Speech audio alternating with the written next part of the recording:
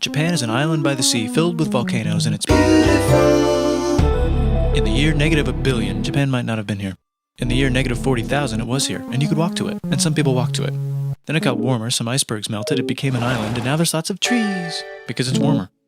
So now there's people on the island, they're basically sort of hanging out in between the mountains, eating nuts off trees, and using the latest technology, like stones and bowls. Ding dong, it's the outside world, and they have technology from the future, like really good metal and crazy rice farms. Now you can make a lot of rice really, really quickly. That means if you own the farm, you own a lot of food, which is something everybody needs to survive. So that makes you king. Rice farming and rice kingdoms spread across the land, all the way to here.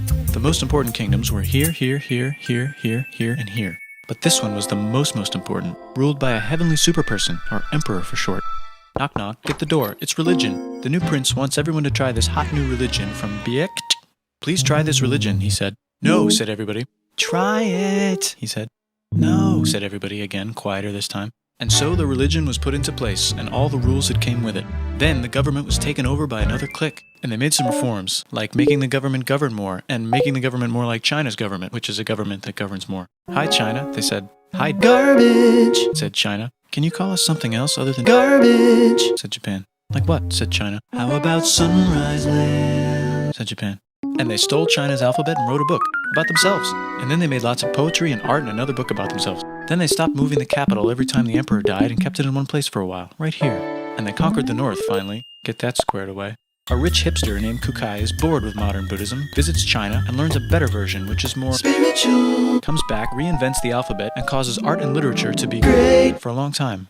And the royal palace turned into such a dream world of art that they really didn't give garbage about running the country. So if you live outside the palace, how are you supposed to protect your from criminals? Hire a samurai. Everyone started hiring samurai. Rich, important people hired samurai. Poor people who could not afford to hire samurai did not hire samurai. The samurai became organized and powerful, more powerful than the government. So they made their own military government. Here, they let the emperor still be emperor, but the shogun is actually in control. Breaking news, the Mongols have invaded China. We've invaded China, said the Mongols. Please respect us, or else we might invade you as well. Okay, said Japan. So the Mongols came over, ready for war, and died in a tornado. But they tried again, and had a nice time fighting with the Japanese, but then died in a tornado.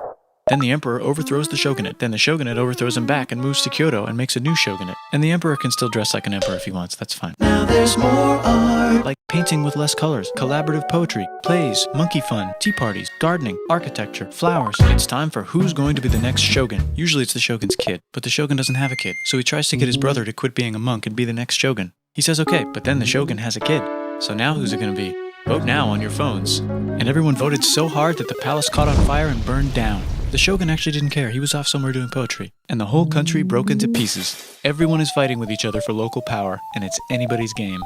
Knock knock, it's Europe. No, they're not here to take over. They just want to sell some like clocks and guns and Jesus. So that's cool, but everyone's still fighting each other for control, now with guns. And wouldn't it be nice to control the capital, which right now is puppets, with no one controlling them?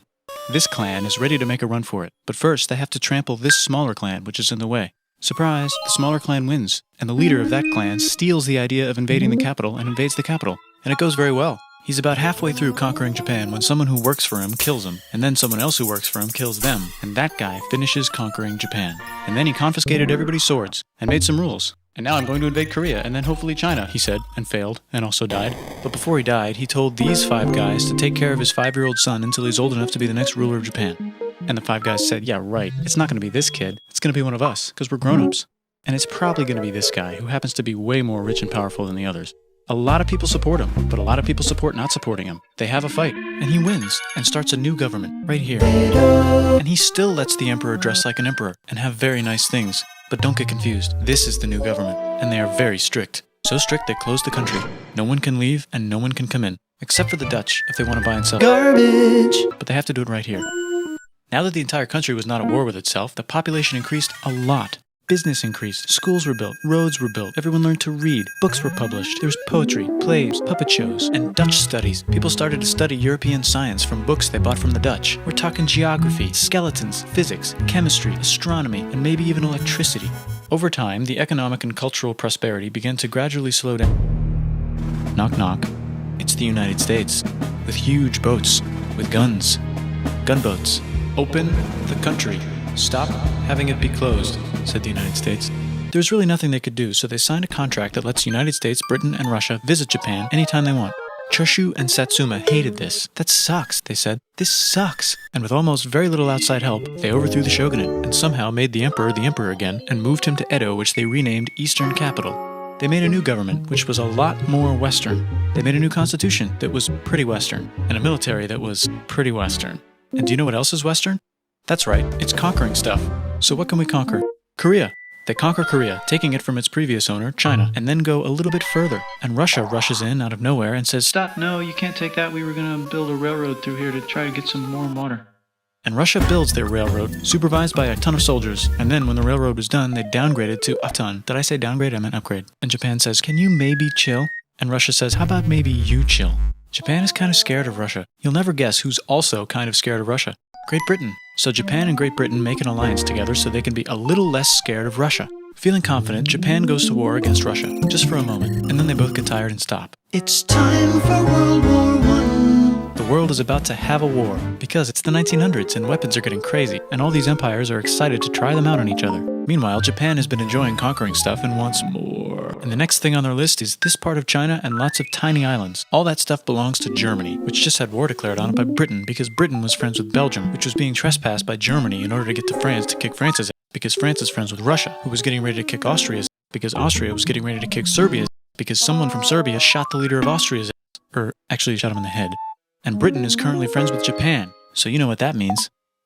Duh, Japan should take the islands. which they wanted to do anyway, so they called Britain on the telly to sort of let them know. And then they did it. And they also helped Britain a little here and there with some errands and stuff. Now the war is over, and congratulations, Japan, you technically fought in the war, which means you get to sit at the negotiating table with the big dudes, where they decided who owns what. And yes, Japan gets to keep all that they stole from Germany. You also get to join the post-war mega alliance, The League of Nations. whose mission statement is to try not to take over the world. The Great Depression is bad, and Japan's economy is now crappy, but the military is doing just fine, and it invades Manchuria. In the League of Nations, it's like, "No, don't do that. If you're in the League of Nations, you're not supposed to take over the world." And Japan said, How about I do anyway? and Japan invaded more and more and more and more of China, and was planning to invade the entire East. You've got mail. It's from Germany, the new leader of Germany. He has a cool mustache, and he's trying to take over the world and needs friends. This also got forwarded to Italy. They all decided to be friends because they had so much in common. It's time for World War II. Germany is invading the neighbors. Then they invade the neighbors' neighbors. Then the neighbors' neighbors' neighbors, who happened to be Britain, said, "Holy shit." And the United States started helping Britain because they are Good friends. and started not helping Japan because they're Friends and our friends are not friends. Plus they're planning on invading the entire ocean. The United States is also working on a large, very huge bomb, bigger than any other bomb, ever, just in case.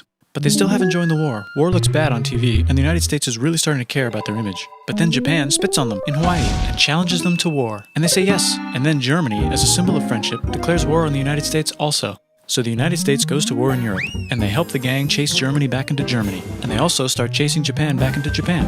And they haven't used the bomb yet and are curious to see if it works, so they drop it on Japan. They actually drop two.